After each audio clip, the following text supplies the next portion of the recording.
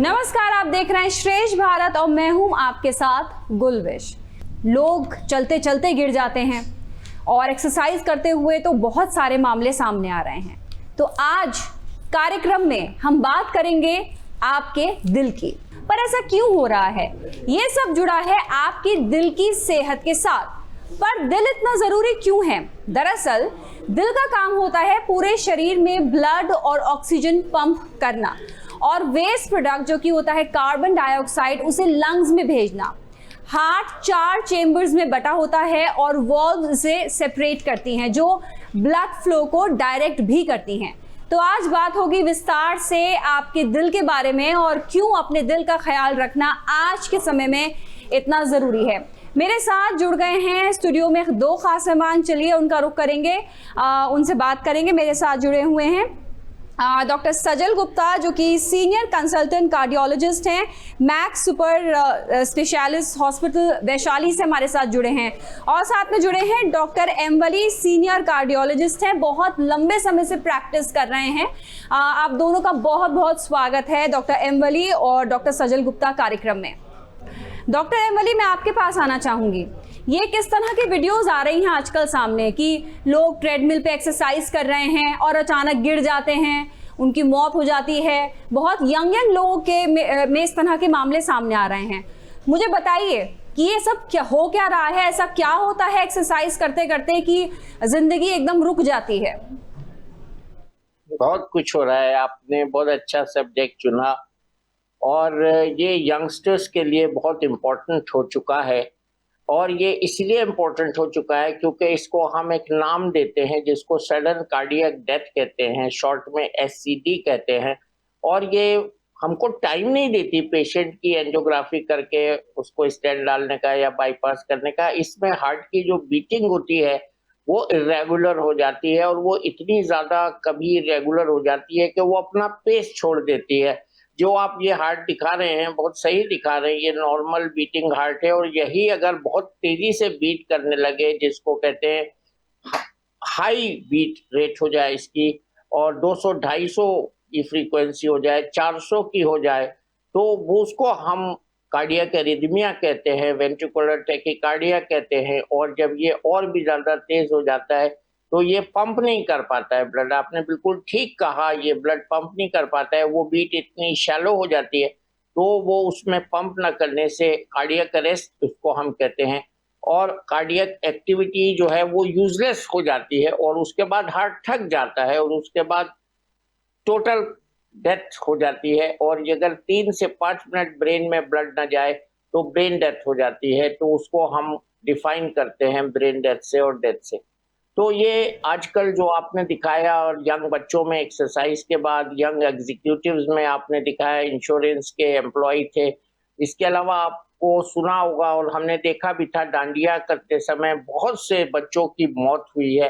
बहुत से हमने सीरियल जब रामलीला खेली जा रही थी तो उसमें हनुमान का रोल करते हुए डेथ हो गई। हमारे अपने मीडिया के कई लोग इससे 2-4 हुए और बहुत ही से यंग डेथ्स हुई। हमारी जो इसरो की लेडी थी वलारमती, वो काउंटडाउन में उनकी डेथ हुई। बहुत सिग्निफिकेंट डेथ्स हुई हैं और इसका एक्सप्लेनेशन अभी तक पूरा हमारे पास नहीं है। हम यही कहते हैं कि डाइट से, लैक ऑफ एक्सरसाइज से, कोलेस्ट्रॉल से, कुछ जेनेटिक इफेक्ट्स होते हैं उससे, या कुछ सिंड्रोम्स होते हैं, इलेक्ट्रोकार्डियोग्राफिक सिंड्रोम होते हैं जो क्यूटी इंटरवल को लंबा कर देते हैं हार्ट बीट में, उनसे, या जेनेटिक प्रीडिस्पोजिशन से, या डिप्रेशन से वेरी रेयरली, या कभी कभी एक हमारे यहाँ एक बॉडी में कुछ ऐसा प्रीडिस्पोजिशन होता है जिसका कुछ जीन्स से डायरेक्ट कोरिलेशन इस्टेब्लिश किया गया है, उससे ये डेथ्स हो रही हैं। इतना हम समझ पाए हैं। और ये पहले से भी हम समझे हुए हैं कि इंडिया में इस तरह की डेथ वर्ल्ड में जो इंसिडेंस है उससे 10 साल कबल या 10 साल यंगर होती है। तो ये सब कुल मिला जुला जो इफेक्ट है, इसकी तरफ हमने काम भी किया है सर गंगाराम हॉस्पिटल में। और वहाँ पर ये कोशिश की है कि किस उम्र में बच्चों का, लोगों का लाइपिड प्रोफाइल चेक किया जाए और उनको हार्ट के खतरे से अवगत कराया जाए। तो ये बहुत ज़्यादा इसमें डाइट को, लैक ऑफ एक्सरसाइज को और प्रीडिस्पोजिशन को दखल है और स्ट्रेस को भी दखल है और कुछ चीज़ें हम नहीं जानते हैं उसको दखल है। अभी बहुत खराब एक रिपोर्ट आई थी लैंसेट में जो कि जिसमें बताया गया था कि करीब 52% मेल्स और 62% फीमेल्स हिंदुस्तान की जो हैं वो कॉन्फर्म नहीं करती हैं, पूरा नहीं उतरती हैं जो WHO के मानक हैं मानव की सेहत के, इंसान की सेहत के, उस पर पूरा नहीं उतरते हैं। और उस रिपोर्ट में ये बताया गया था कि ये एक बहुत बड़ा एक आपदा है जो आने वाले दिनों में मेटाबॉलिक डिजीजेस की शक्ल में हमको घेरने जा रही है। पर कई ऐसी चीज़ें हैं डॉक्टर एमवली, हेल्थ से रिलेटेड, तभी हम लोगों को कोशिश करते हैं उनको ज़्यादा से ज़्यादा अवेयर करें। डॉक्टर सजल गुप्ता, मैं आपके पास आना चाहूँगी क्योंकि यहाँ पर कई तरह के कॉजेज़ हैं, रिस्क फैक्टर्स हैं जिस पर आगे कार्यक्रम में हम बात भी करेंगे। मैं आपसे जानना चाहूँगी कि क्या इसको कोविड की जो वैक्सीनेशन है, जो इस तरह के मामले बढ़ रहे हैं, हालांकि इस पर रिसर्च हो रही है, क्या इसको उससे जोड़ के देखा जा सकता है? क्योंकि जिस तरह के फेज से हम गुजरे हैं, तो कहीं ना कहीं कोरोना फेज से हम गुजरे हैं, तो क्या उसके बाद ये केसेस बढ़ रहे हैं? क्या रिलेट करके देख रहे हैं इसको डॉक्टर्स? हाँ, ये बहुत अच्छा सवाल है। देखिए, कोविड एक ऐसा फेज था जिसको बाद में हमने रियलाइज किया कि ये एक इन्फ्लेमेटरी डिजीज है। इन्फ्लेमेशन का मतलब है कि जो बॉडी के लाइनिंग्स है उनके अंदर स्वेलिंग हो जाना, जो एक मेडिकल टर्मिनोलॉजी है। तो धीरे धीरे जब क्लॉट्स के पोस्टमार्टम के बाद रिजल्ट्स आए तो पता लगा कि वो लंग्स क्लॉट एक मेजर रीजन था।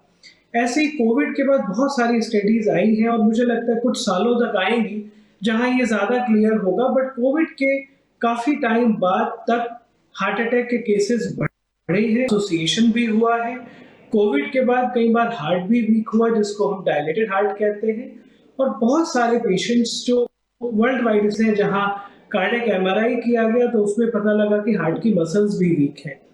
कोविड वैक्सीन से तो कोई बहुत डेफिनेट एसोसिएशन नहीं देखा जा सकता, बट कोविड अपने आप में एक ऐसी डिजीज थी कि जिसने कुछ डायरेक्ट कुछ इनडायरेक्ट इफेक्ट्स किए हैं हमारी बॉडी के मोस्ट ऑफ द ऑर्गन्स पे। कुछ हमें दिख रहे हैं और कुछ ऐसे हैं कि शायद जो स्टडीज 2 साल 4 साल 6 साल बाद हमें वो पता लगेगा कि वो भी कोविड से रिलेटेड है। मैं सर की बात को और आपके आगे बढ़ाना चाहूँगा कि जो आजकल इंसिडेंसेस आप देख रहे हैं, बेसिकली ये कार्डियक अरेस्ट है, और कार्डियक अरेस्ट का मोस्ट कॉमन कारण हार्ट अटैक है और बाकी रेयर कारण भी होते हैं। तो कोविड एक अकेला कारण नहीं है। जो भी यंग पेशेंट्स हैं, देखिए, एक तो ट्रेडिशनल रिस्क फैक्टर्स हैं जैसे कि diabetes, blood pressure, high cholesterol, smoking, physical inactivity. ये 5 फैक्टर्स हैं जो पहले भी थे, आज भी हैं और एक आने वाले हैं। कुछ और फैक्टर्स होते हैं जैसे कि आपकी डाइट में सैचुरेटेड फैट ज़्यादा होना, ओबेसिटी होना, स्ट्रेस होना, और बाकी आपकी फैमिली हिस्ट्री। ये जो फैक्टर्स हैं इस पर आगे हम कार्यक्रम में बात करेंगे। मैं ये जो कोविड से रिलेटेड चीज़ें हैं जो हम कोविड से जोड़ के देख रहे हैं इसको वैक्सीनेशन से, उसी पर डॉक्टर एम वली से भी रिस्पांस चाहूँगी। डॉक्टर एम वली, हम लोग हैं जो आज लोग जिंदा हैं, हम लोगों ने कोविड को हराया है, हम लोग कोविड सर्वाइवर्स हैं, तो क्या वजह क्या है फिर ये चीज़ें हम पर क्यों हावी हो रही हैं? क्या इसकी वजह आप क्या देख रहे हैं? कोविड के दौरान हुआ ये था कि हम लोग घर में लॉक हो गए थे। इनएक्टिविटी इसमें बहुत बड़ा एडिशन है। जो रिस्क फैक्टर्स अभी डॉक्टर सजल ने बताए, वो इनएक्टिविटी, उससे डायबिटीज बढ़ी, उससे ओबेसिटी बढ़ी। और दूसरा, अभी तक मैं देख रहा हूँ, अभी लास्ट वीक भी मेरे पास एक यंग गर्ल आई थी, उसके लंग्स में चेंजेस थे, हम भूल भी गए हैं, अभी रिपोर्ट भी नहीं हो रहे हैं, वो पोस्ट कोविड चेंजेस थे। तो कोविड ने हमारे शरीर को खोखला कर दिया है। 200 के करीब इसके पोस्ट कोविड सिंड्रोम के सिम्टम्स पाए गए हैं और आगे भी हम रिसर्च कर रहे हैं जिसमें हम बात करते हैं ब्रेन फॉग की, थकान की, और कभी कभी घबराहट होने की, कुछ को डायबिटीज होने की, ब्लड प्रेशर बढ़ने की। तो ये चीज़ें हुई हैं, हो रही हैं और होती रहेंगी। और कोविड एक बहुत बड़ा दुश्मन था जो निकल गया, हम जो बच गए, डेथ्स बहुत हुई, हमने अपनों को खोया। लेकिन कोविड वैक्सीन के बारे में जो अच्छी बात है वो हमको यहाँ करनी चाहिए, वो ये कि हमारे स्वदेशी जो वैक्सीन 2 या 3, ज्यादातर लोगों को 2 लगे कोविशील्ड और कोवैक्सीन। वो वैक्सीन mRNA की जो वैक्सीन अमेरिका में और ब्रिटेन में लगे हैं उनसे बहुत बेहतर हैं, थे और रहेंगे। उनके साइड इफेक्ट्स में मैं ये कहना चाहूंगा कि इस तरह के पोस्ट कोविड साइड इफेक्ट्स जो देखने को मिले हैं या सडन डेथ देखने को मिले हैं, वो उससे हम रिलेट नहीं करते हैं, अभी तक नहीं किया है। और इस पे भी रिसर्च जारी है कि कहीं ऐसा तो नहीं है, लेकिन अभी तक इसको कोई कोरिलेशन नहीं है। मैं यही कहूंगा कि हमारे दोनों वैक्सीन सेफ रहे हैं क्योंकि वो स्वदेशी थे। और mRNA वैक्सीन में ये भी हुआ था कि लोगों को दोबारा बूस्टर डोज की बहुत ज्यादा जरूरत पड़ी थी और अभी तक कहीं कहीं दिया जा रहा है। तो ये वैक्सीन का इसमें कोई ज्यादा बदनाम करने की जरूरत नहीं है। जो आप बात कह रहे हैं ना, उससे कहीं ना कहीं लोगों को काफी सुकून होगा, क्योंकि जिन लोगों ने वैक्सीन लगाई है और इस तरह की खबरें आती हैं तो वो घबरा जाते हैं कि अब हमने, ऐसा तो नहीं है कि हमने उस टाइम वो जरूरी था तो हमने वो किया, लेकिन उसके साइड इफेक्ट से लोग डर जाते हैं। ये रियलिटी है डॉक्टर एम्बली। ये उंगली अपनी तरफ कर रहा हूँ, मुझे कोविड भी हुआ, मैं 6 हफ्ते आईसीयू में भी रहा और मुझे कोविड वैक्सीन भी लेने पड़े और मैं जिंदा हूँ, तो और मेरे बच्चों ने भी लिए। तो ऐसा नहीं है, मैं सबूत के तौर पे 6 हफ्ते आईसीयू में रह के जिंदा बच के आया हूँ आप लोगों की दुआओं से। तो ये ऐसा नहीं है। कोविड में बहुत सी चीजें ऐसी हो रही थी, हमको पता ही नहीं था इलाज कैसे करना है, उसमें हमने बहुत लोगों को खो दिया। तो ये जो हुआ है कोविड में, ये बिल्कुल अनप्रेसिडेंटेड हुआ है कि कोविड के बारे में हमको कुछ पता ही नहीं था कि क्या करना है, कैसे इलाज करना है और कब तक करना है, कितना ऑक्सीजन देना है, किसको वेंटिलेटर पे रखना है। बहुत सी चीजें ऐसी हुई, फिर ऑक्सीजन गायब हो गई, खत्म हो गई, हमें ये पता ही नहीं चला कि इतनी ज्यादा ऑक्सीजन की जरूरत पड़ेगी। अब हम वेल इक्विप्ड हैं हर चीज में, तो वैक्सीन भी सेफ है। आगे आने वाले दिनों में भी अगर किसी को जरूरत पड़े तो उसके लिए भी मैं ये एडवांस में कह रहा हूँ, हमारे दोनों वैक्सीन सेफ। मैं अब जो हम क्योंकि हम यहाँ पे हार्ट की बात कर रहे हैं, डॉक्टर सजल मैं आपके पास आना चाहूँगी। अमूमन जो टीएमटी टेस्ट होता है, जो ये कहा जाता है हार्ट से रिलेटेड, हार्ट की हेल्थ देखने के लिए, इनफैक्ट जो इंश्योरेंस कंपनीज हैं वो भी ये टेस्ट ज़रूर करती हैं इंश्योरेंस देने से पहले। लेकिन कहा यह भी जा रहा है कि ये टेस्ट इतना सेफ नहीं होता क्योंकि आप अपने हार्ट पर जोर डाल रहे हो। तो इस टेस्ट के बारे में मैं चाहूँगी आप थोड़ा क्लियर करें लोगों को।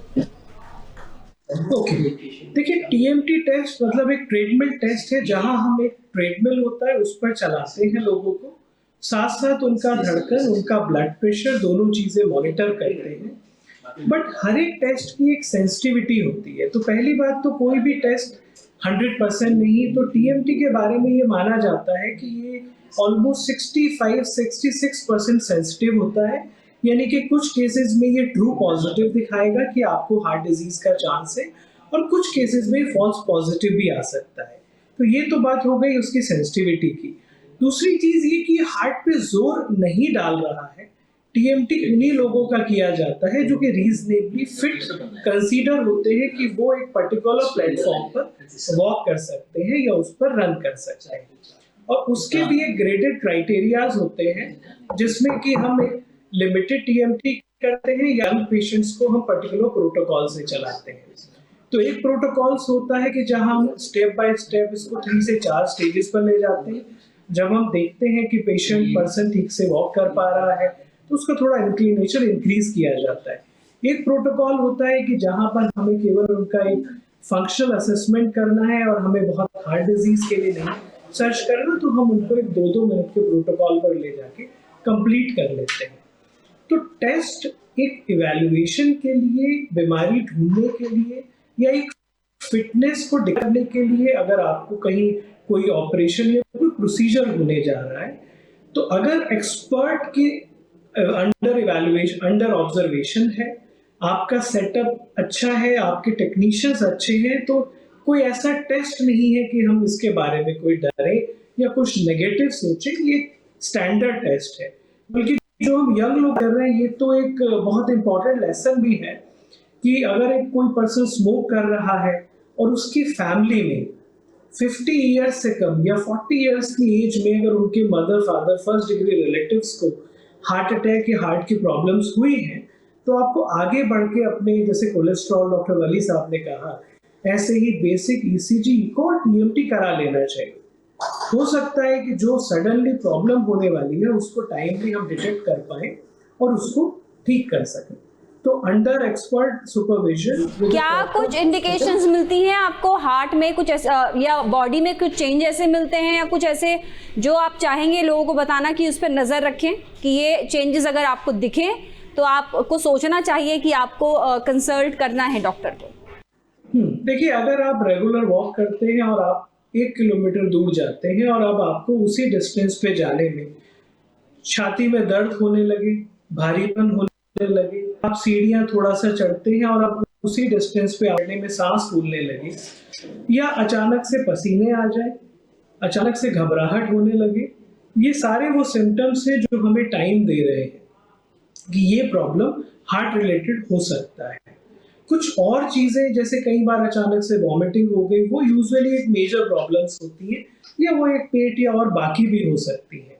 बट 4 इंपॉर्टेंट चीजें, चेस्ट पेन, छाती में दर्द होना, डिस्निया यानी कि सांस फूलना, पैल्पिटेशंस यानी कि धड़कन तेज होना, और फेटीग यानी कि थकान होना, साथ में घबराहट या पसीना अनयूजुअली अगर ये हो रहे हैं या इन एक्टिविटी में पहले नहीं थे अब हो रहे हैं, तो ये एक डेफिनेट वार्निंग सिग्नल्स है जहां हमें अवेयर हो जाना चाहिए।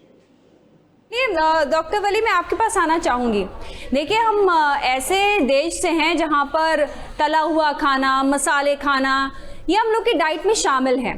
तो मैं चाहूँगी आप थोड़ा क्लियर करें कि जब हम बिल्कुल ऐसे ही नाश्ते में या शाम के वक्त हम पकौड़े ले रहे हैं, बाहर निकले समोसे खा लिए, ये कितना हेल्दी है? क्या आप कब तक आपकी बॉडी ये बर्दाश्त कर पाएगी? चेंजेस बताइए आप, जब हम ये जो खाते रहते हैं चीज़ें, उससे क्या होता है बॉडी में?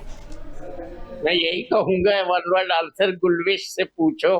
30 साल पहले और आज में 1 ग्राम भी वजन नहीं बढ़ाया इन्होंने। हाँ, ये है खाने की जो हमारी जो टेंडेंसी है ना, और खाने का तरीका है और पकाने का तरीका है, तीनों गलत है। और वो सब मान लिया, पहले से होता चला आ रहा है। अब जो हो रहा है वो बहुत ही गलत है।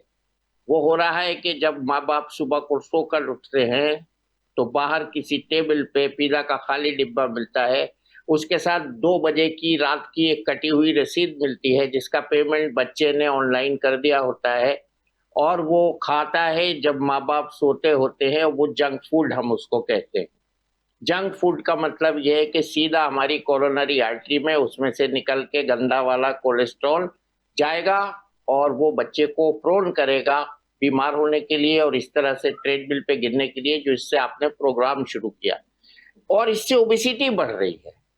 दूसरा कारण जो इसमें ऐड हो गया है हमारी मॉडर्न लाइफ स्टाइल में, वो स्ट्रेस ऐड हो गई है। स्ट्रेस जिस तरह से हम पले बढ़े, आप भी किसी हद तक पली बढ़ी, आजकल के बच्चे उस तरह से लाइफ को नहीं ले रहे और स्ट्रेसफुल सिचुएशन में आ रहे हैं। वो स्ट्रेस नुकसान कर रही है। हाइपर टेंशन भी हो रहा है ज़्यादा, जो बताया डॉक्टर सजल ने। और इसके अलावा कुछ भी नहीं है फिर भी हार्ट अटैक्स हो रहे हैं। एक इडियोपैथिक या विदाउट एनी कॉज भी हार्ट अटैक हो रहे हैं। तो हम कारण ढूंढते ढूंढते खो जाते हैं और एग्जैक्ट कारण नहीं पकड़ पाते हैं। और ये जो नई चीज हुई है सडन कार्डियक डेथ, ये बहुत बड़ी तादाद में हो रही है। सबसे आपने ये पॉइंट बहुत अच्छा उठाया है कि खाने की वजह से और गलत खाने की वजह से हमारे यहाँ ज्यादा हार्ट अटैक हो रहे हैं। जो खाना बैलेंस डाइट भी नहीं है, जो खाना हेल्दी डाइट भी नहीं है, जो हम एक्स्ट्रा कैलोरीज खा रहे हैं जिसका आपने जिक्र किया, वो सब नुकसानदेह है। और माँ बाप की सुपरविजन में बच्चों का खाना, माँ के हाथ का खाना, इवन बचपन से ही बच्चे बाहर के खाने की आदत डाल रहे हैं, ये बहुत गलत है। और उसमें शुगर टॉक्सिसिटी जो हो रही है वो बहुत ज्यादा हो रही है। मीठी चीजें या जो कोल्ड ड्रिंक है, सॉफ्ट ड्रिंक है, मैं थोड़ा सा अल्कोहल को भी यहाँ लाना चाहूंगा। और अल्कोहल की आमेजिश हो रही है, उसके साथ स्मोकिंग और कुछ हद तक ड्रग्स, ये सब मिला जुला एक जो बड़े लोगों का और बड़े शहरों का एक माहौल बना है, ये बहुत तकलीफदेह है आने वाले दिनों के लिए। हमने बहुत अच्छे अच्छे साइंटिस्ट प्रोड्यूस करे, हेल्दी बच्चे प्रोड्यूस करे, हमारे बच्चे ओलंपिक्स में मेडल भी जीत रहे हैं एक तरफ, और दूसरी तरफ हमारे बच्चे सडन डेथ से मर भी रहे हैं। तो ये एक ऐसा कॉम्प्लिकेटेड विरोधाभास है एक ऐसी पिक्चर है जिसका कोई एक्सप्लेनेशन नहीं है, अलावा इसके कि हम अपनी लाइफ्स को डिसिप्लिन करें, बैलेंस डाइट लें, स्मोकिंग, अल्कोहल छोड़ें, स्ट्रेस छोड़ें और प्रॉपर स्लीप लें। हमारी बॉडीज जो है वो जितना रिकवर करती हैं स्लीप में, उसी के एवज हम काम करते हैं दिन में। अगर हम स्लीप प्रॉपर नहीं लेंगे तो हमारी बॉडी में फैटीग ऐड होता जाएगा और हार्ट पर उसका असर लगातार पड़ता है। डायबिटीज बढ़ रही है हमारे यहाँ, और जितनी चीजें मैंने गिनाई हैं उन सबका प्रचलन बढ़ रहा है। गुलविश, बहुत आपने ये सही पॉइंट उठाया, और मेरे तो सामने आप चुके बैठी हैं और मैं बहुत दिन बाद आपको देख रहा हूँ, इसीलिए मैं कहता हूँ वेट मत बढ़ने दीजिए अपना। अगर 10 ग्राम आप रोज वेट बढ़ने देंगे तो एक महीने में 300 ग्राम, एक साल में 3 किलो 600 ग्राम, 10 साल में 36 किलो, आप 72 किलो वेट गेन करके मिलती मुझे आज, अगर आप 10 ग्राम वेट भी रोज बढ़ने देती अपना। और ये होता है, हर घर में होता है। शादी के बाद जब लड़की आती है तो उसका वेट 45 केजी होता है, जब वो 2 बच्चों की माँ बनती है 20 साल में उसका वेट 65 हो जाता है, आमतौर पे ये हम देखते हैं। तो ये ओबेसिटी जो है इसका खान पान से रिलेशन है। और अपने खान पान को मैं बहुत मोटी सी एक बात बता दूं कि प्रधानमंत्री जी ने श्री अन्न की जो योजना बनाई है वो इसका बेहतरीन तरीका है इससे लड़ने का। और आजकल हम बात कर रहे हैं किस तरह के कार्बोहाइड्रेट से ग्लाइसीमिक इंडेक्स बढ़ता है, ज्यादा तेजी से एब्जॉर्ब होने वाले कार्बोहाइड्रेट्स जो होते हैं वो उसको हम इन श्री अन्न को मिला के अपनी रोटी में, अपने आटे में कम कर सकते हैं। और ये सबके फायदे की चीज है। अगर एक ही चीज सीख लें इस प्रोग्राम से लोग कि अपनी रोटी में श्री अन्न की मिलावट कर लें तो बहुत अच्छा हो जाएगा। बहुत कम लोगों को ये होगा नुकसान उससे। जो हमारा मोटिव है यही है कि हम लोगों को अवेयर कर पाएं। कार्यक्रम को समाप्त करने का समय हो रहा है। एक सवाल जो कि मैंने आप दोनों के लिए रखा हुआ था कि ये ज़रूर आपसे पूछना है। डॉक्टर सजल, मैं आपके पास आना चाहूँगी। क्योंकि हम बात कर रहे हैं अपनी हार्ट की हेल्थ के बारे में, मैं चाहूँगी ऐसे 5 सुपर फूड्स आप बताएं जो हर उम्र के लोग अपनी डाइट में इंक्लूड करें और खाते रहें। ओके, देखिए, अगर सुपर फूड्स तो हार्ट के लिए सबसे इंपॉर्टेंट होता है कि आप एक low cholesterol diet, low sugar diet, 2 चीजों का हमेशा ध्यान रखें। शुगर ऑलमोस्ट नहीं, फ्रूट्स डाइट में ऐड करना है। इंश्योर करें कि आपकी डाइट में एटलीस्ट 3 to 5 पोर्शन में फ्रूट्स, वेजिटेबल्स हो। आमंड्स यूजुअली माने जाते हैं तो आप बादाम ले लें और अपनी डाइट से सैचुरेटेड फैट स्पेशली हटा दें, सॉल्ट कम कर दें। अगर हम इतना कर लें तो आई थिंक हमारे लिए मैसेज। वेरी इंपॉर्टेंट थिंग जो साथ में मुझे ऐड करना है, सर ने बहुत सारी चीजें, एक्सरसाइज बहुत इंपॉर्टेंट है। बच्चे वही सीखते हैं जो बड़ों को देखते हैं। जितनी भी मिडिल एज जनरेशन देख रहे हैं वो सब अपने बिजनेस, अपने वर्क, ओवरनाइट डे वर्क में बिजी है। कहीं ना कहीं as a parent, as a family, हमें मॉर्निंग उठ के जहाँ वॉक की हमने हैबिट की, जहाँ हमने एक्सरसाइज किया, उसके साथ हमारी पूरी फैमिली, हमारी सोसाइटी जहाँ उस हैबिट को कर लेगी, वहीं से सारी चीजें लिंक होती हैं। उसी वॉक एक्सरसाइज से आपका वेट कम होगा, उसी से diabetes, blood pressure, heart disease, cancers, liver, वही सब हो जाएंगे। तो इन सारी चीजों के साथ 30 to 40 मिनट्स वॉक करने की हैबिट और ऐड करें। आपने बेहतरीन बातें आप बता रहे हैं डॉक्टर सजल। डॉक्टर एम वली, अब आपका बारी है। बताइए 5 ऐसे सुपर फूड्स जो आप बताएंगे सब लोगों को कि अपनी डाइट में ज़रूर ऐड करें अपनी हार्ट की हेल्थ के लिए। देखिए, मैं तो 2 चीजें पहले बताऊंगा। सुपर फूड तो हर वो सुपर फूड है जिसमें कोलेस्ट्रॉल कम है, शुगर कम है और हमारे लिए एक बैलेंस डाइट है। बट 3 वाइट्स जो मैं बताता हूँ, सॉल्ट, मैदा और शुगर, वाइट, तीनों वाइट से बचें।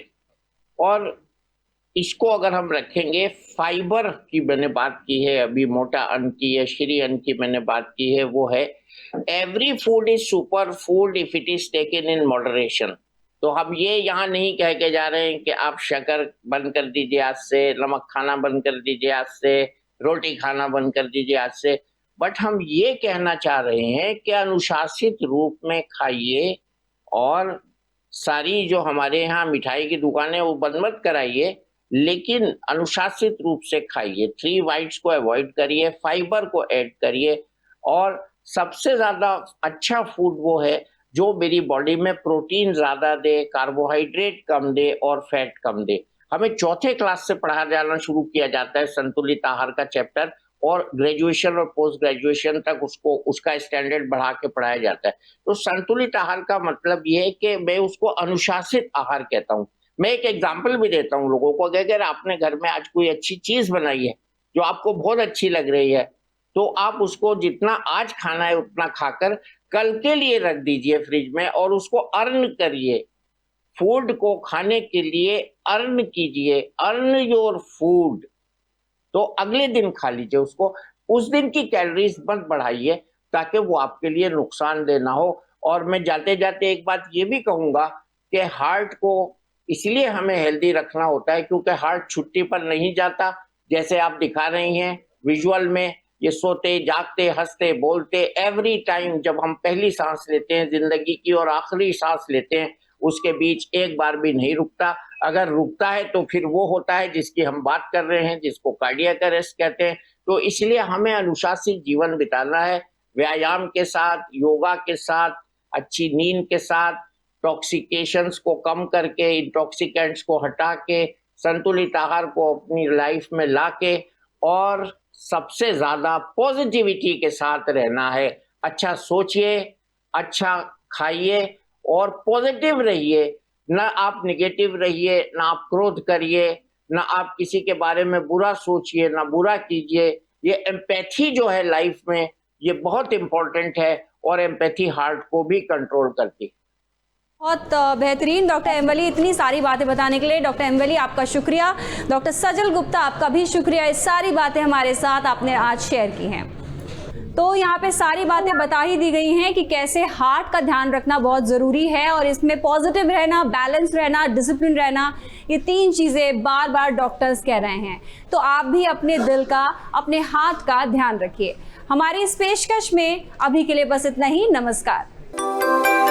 यूपी की हर खबर देखने और उनसे अपडेट रहने के लिए हमारे चैनल श्रेष्ठ यूपी को सब्सक्राइब और लाइक करें। साथ ही बेल आइकन को दबाना ना भूलें, जिससे हमारे हर वीडियो की जानकारी आप तक पहुंचती रहे।